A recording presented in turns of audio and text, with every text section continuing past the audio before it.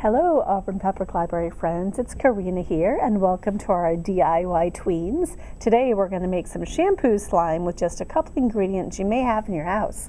First, we're going to start off with just some white shampoo. We need a 1/4 cup and about a 1/2 teaspoon of baking soda, which I have right here.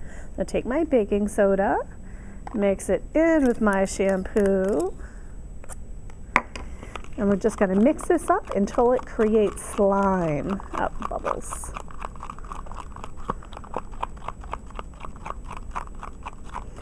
Start to thicken up. Can you see it's starting to make stringy slime? You just stir it until it's slimy. If you wanted to add food coloring, you could add food coloring if you like, and that's all it takes. So 2 ingredients, shampoo and baking soda, and you can make the slime at home.